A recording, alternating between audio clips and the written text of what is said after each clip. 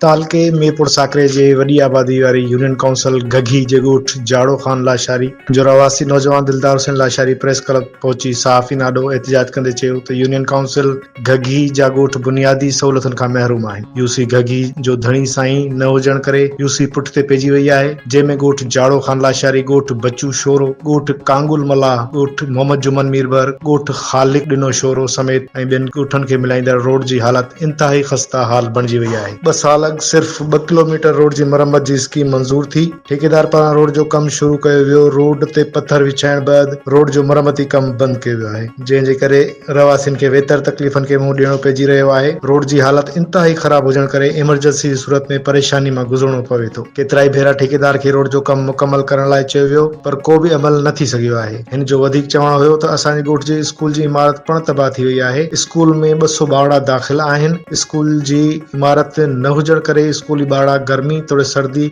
जे मौसम में टेंट में वेही तालीम हासिल करण ते मजबूर बणियल आहिनि। 200 ॿारड़नि जे लाइ सिर्फ़ हिकु उस्ताद मुक़रर थियल आहे। हिन ज़िले ठटे जी इंतिज़ामिया ऐं वस वारनि अमलदारनि खे अपील कंदे चयो त रोड जो कमु मुकमल कराए ॾिनो वञे त जीअं ॻोठाणनि खे शहर तोड़े ॿियनि इलाइक़नि ॾांहुं सकून सां अचण वञण में सवलाई थिए ऐं ॻोठ जे स्कूल जी इमारत पिण ॾिनी वञे त जीअं मासूम गुलनि जहिड़ा ॿारड़ा सोन जहिड़ी तालीम सकून सां हासिल करे सघनि।